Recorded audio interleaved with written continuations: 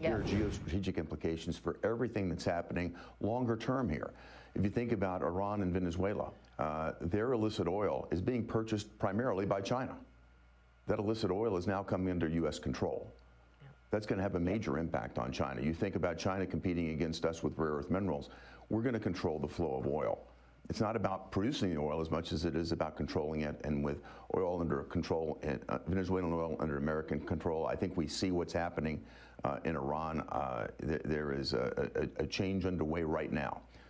And if you think about the movements in Greenland, again, long-term geostrategic implications there. China, the East China Sea, the South China Sea, again, the boats, the harassment that's going on. President Trump has re-engaged with Japan in a way that shows even greater strength. I was the ambassador to Japan back when Prime Minister Abe was in office. I now see Prime Minister Takaichi and President Trump taking the relationship even further. China hates this. Tennessee Senator Bill Hagerty speaking with Maria on Sunday about China's new strategies to undermine America's influence in the West. Canadian Prime Minister Mark Carney meeting Xi Jinping last week in Beijing, signing a, quote, new strategic partnership deal to lower tariffs on Chinese electric vehicle imports and canola oil from Canada, among other ag products. This agreement shows Canada would rather mend a once-strained trade relationship with China instead of side with the United States on national security. Here's Mark Carney. Our relationship, the one comparison I will give you with the United States, our relationship, this is no insight, is much more multifaceted, much deeper, much broader than it is with China. But yes, in terms of the way that our relationship has progressed in recent months with China, it is more predictable, and you see results coming from that. Welcome to the video, everyone. Doing a reaction here to a Fox Business, news clip here. So China and Canada, they've come into a agreement or a partnership as far as lowering tariffs on themselves and establishing a relationship where they're going to be able to trade agriculture, national resources, and things like that. And definitely, a shift from, how they work with the United States. As you just heard, Canada and the United States definitely have a long history. But, it's not a predictable history, as he's basically alluding to. He's, basically saying, their dealings with China is, more predictable, which is, a lot more safer for them as far as trade and things like that. And, it's all just adding up to, these countries are, trying to find a way to not have to deal with the United States at the capacity that they have to deal with us. And, it's going to be interesting to see how a lot of stuff kind of, unfolds in the next 5 to 10 years.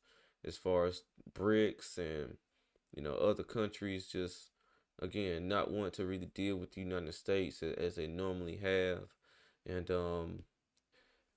certain things are definitely being done strategically by the Trump administration, like controlling the flow of, oil and stuff like that out of Venezuela. Because, of course, we know a lot of that oil was going over to China. China does have a lot of natural resources.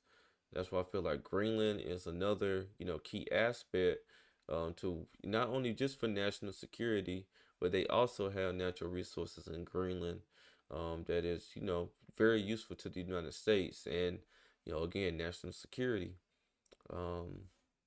So, it's a lot of countries who work with the United States and play nice, just because of the position that we hold within the world. But they're steadily, every day, trying to figure out a way to get out from under our thumb.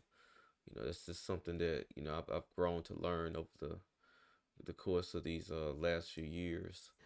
Carney also says that Ottawa and China are in lockstep against President Trump's desire to acquire Greenland. I want to bring in Gatestone Institute senior fellow Gordon Chang. Gordon, another thing that Carney said over the weekend is that Canada's longstanding close economic relationship with the U.S. is over. Yes, and that's really an important point. President Trump gets a lot of credit for raising national security issues and concerns that we have with Canada, and his predecessors let him slide. But the important thing is to solve those problems, not to make them worse. And right now, relations between Ottawa and Washington are going in the wrong direction. And this is important because although there are concerns about Greenland, we've got greater concerns about Canada, which is much closer. We have that long undefended border. So this is important for President Trump to actually start to kiss and make up with Carney, because at this point, our security has been endangered by the problems with Ottawa moving closer to China. Yeah, Liz Peek is here. She's got a question for you. Good morning, Gordon. The president, in his long post about his rationale for forcing a deal with Greenland, talked about the Golden Dome and the essential nature, that it's essential to have Greenland part of that Golden Dome and Canada. Is that your understanding, that the Golden Dome project that he is very keen on, and I think is incredibly important for the security of the United States, requires not only, that covers not only Canada, but requires Greenland? Do you agree with that? Well, certainly, because you can't protect the United States from missiles coming over the Arctic unless you have facilities and radars in Canada and in Greenland. This is just essential. It's geography. The question, though, is do you actually need to annex Greenland to do that? And of course, no, because Greenland is a part of Denmark. Denmark is a NATO member, and we have cooperated with Denmark on Greenland for decades, and we can continue to do so even if Greenland remains a part of Denmark. The point here, though, is going to be that essentially we do need close cooperation in the Arctic, because China and Russia have been increasing their military activities in the region, and that threatens Greenland, Denmark, Canada, and the United States. So we need to work together. I think it's Yeah, and that's interesting. Like he was just saying, this is stuff that kind of goes on under the radar. Your everyday, American citizen who isn't into this type of stuff, isn't really concerned or looking into this type of stuff. But they was just basically saying how Russia and China, have increased their military presence, within that area. And again, the Golden Dome is one thing as far as trying to protect from long range missiles, from, being able to infiltrate and, hit targets within the United States. But also, being able to have radars in Canada, have radars in Greenland to be able to, track or detect these missiles, if they are ever fired over the Arctic. And, yeah, man, it's real heavy geopolitical stuff, and it takes a lot of people to be in agreement and to come to the table in order to get some these type of things done. You can't just go into Canada and put radars up, and can't really just go into Greenland unless we get the okay from Denmark to go in and put radars and stuff up like that. And as he was just saying, we've always worked within NATO to collaborate and try to get things done, as far as national security and protection. It just seems like Trump just wants to annex Greenland and have it for itself. Well, not just for itself, but as a part of like a United States territory. And just to ensure that it's no asking or no bells and whistles that comes with any decision he makes as far as putting defenses up, to protect the United States. um and I can understand from their standpoint, as far as Greenland and Denmark, they've had this long-standing partnership, and they seem content with how things are going. So I can understand that they don't want the U.S. to come in and change things up at this point. And I can also see it from the standpoint of the Trump administration, um, just wanting to make sure that they can, protect the United States and the United States citizens. So, I feel like we definitely want to play nice with China. I mean, not China, but definitely China, but definitely want to play nice with Canada. Canada is one of our close neighbors as far as countries go. We definitely, of course, as they were saying, need areas within that country to put radars up to, protect us from missiles and stuff like that. And, a partnership with, China, uh, I mean, that may make things, a lot, harder to get that accomplished, being that, we have been in a long-standing, like, little back and forth, secretive little war with China for the longest.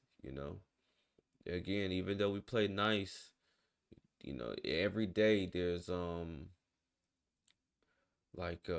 cyber, little warfare and just little back and forth trade things, of course, with tariffs, and it's just a lot.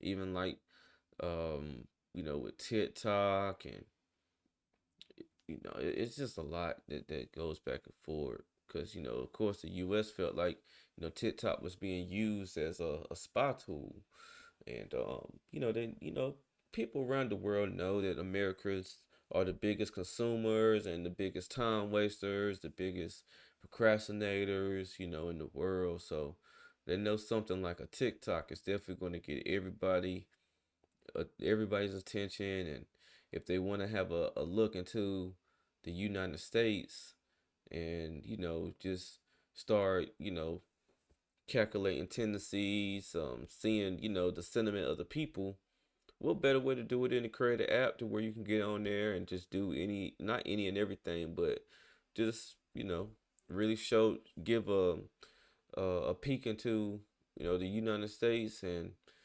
what their citizens are like. Everybody on there, throw that motherfucker. You know what I'm saying? Niggas ain't on there. People ain't on there. You know, taking life as serious as they should. Of course, you can have fun, but a lot of people look at the citizens of the United States as a joke. A lot of people in outside countries, and it kind of shows sometimes with the things that we subject ourselves, or the things that we make trending or find popular, or spend the most of our time looking at or ingesting, really. So if TikTok was a place where you had to go on there and you was actually learning something that could be valuable to everyday life, something that could build different skill sets, it wouldn't be as popular as it is with the masses. I'll say that. But let's see if he has anything else good to say. Interesting that you mentioned that, because look, the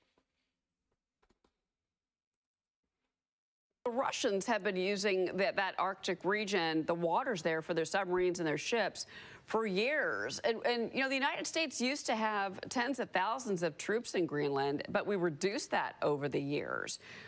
If you're Canada, are you concerned about these incursions?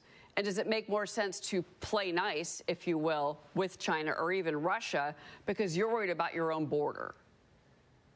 Well, yes, because we know that the Chinese in 2024, for the first time, sent a research submarine under the Arctic ice cap, which really is a prelude to the Chinese sending a submarine with ballistic missiles there. Also, we have seen the Chinese and Russians cooperate on military drills, with Chinese bombers taking off from Russian bases in the Arctic. So Canada right now is, vulnerable, because it has that long border in the Arctic, and it's got very few in the way of defense facilities there.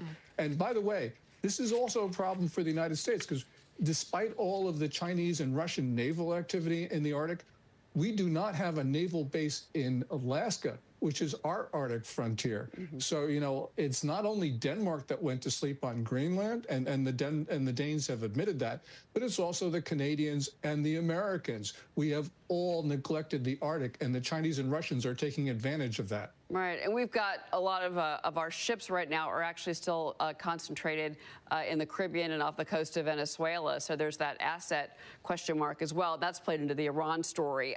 We did sign, the U.S. did a new deal with Taiwan.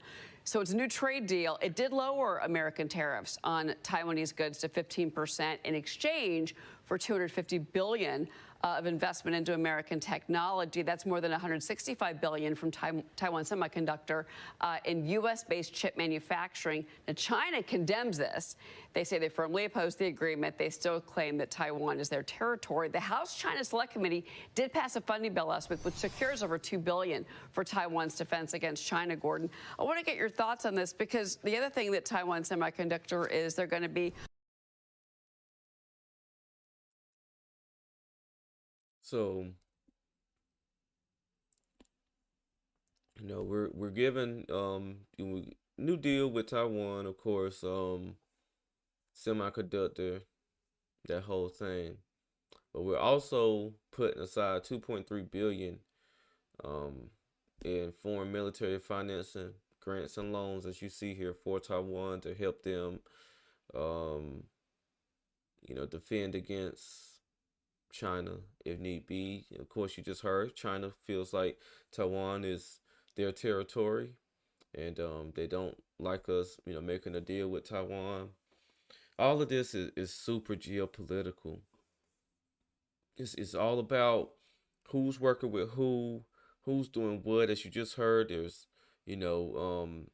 Chinese jets, going off Russian ships, and vice versa, and they've been doing a lot of drills and stuff in like the Arctic area. As you just heard, we don't have a military base in Alaska. It's a lot that's like going into play. I feel like a lot of the chess pieces are just they're doing stuff strategically, trying to see what their capabilities are in these areas, how the equipment will hold up in these areas, and a lot of it's strategic. I do feel like, maybe not in the next 5 years, but maybe in the next 10 years, something's gonna come to the head, and we'll just have to see. Just see. It's gonna depend on whose side is on, who is on what side at the end of the day. Because it seems like, again, with BRICS coming into being a thing, these countries are working together. These countries are allies. These countries are collaborating, and not just economically, but also with their military, and doing exercises together, getting familiar with each other and stuff like that. So we definitely have to keep our eyes on that. We cannot drop the ball and be laxed and be caught off guard, because it's a lot of power players who are working together, and we're enemy number one in a lot of these people's eyes. They're not gonna come out and say it. They just say it in so many words, really. Because the other thing that Taiwan Semiconductor is, they're going to be, they've been buying more land, and they've been expanding in Arizona. So they actually are, committing and making the strides to build these facilities in the United States. That's important. That's absolutely critical, because we have offshored our ability to make microchips, and we need to bring that back into the U.S. And TSMC, with its 6 or so planned fabs in the Phoenix area, that they're absolutely critical to that. And when you look at that $250 billion commitment, about half of it is TSMC. So this is going to be important going forward. Anything that brings Taiwan and the U.S. closer together, that's a really good thing, because that spells deterrence. And that means peace and stability in the East Asian region. Yeah, no, and it also means a lot of U.S. jobs, in particular for that region, which, again, is important. Gordon Chang, thank you. Yeah, so this is a wrap up here. We're going to send about 2.3 billion to Taiwan to help them with as far as defense. They're, of course, building semiconductor facilities here in the United States, and just trying to partner and do strategic partnerships to try to keep peace in certain areas, try to deter certain things in certain areas. But again, there's other countries who are working together closely, and we got to stay on our P's and Q's. But I'm gonna go ahead and close out. If you like my content, make sure you like, comment, and subscribe to my channel. This is Justin Paul. Peace.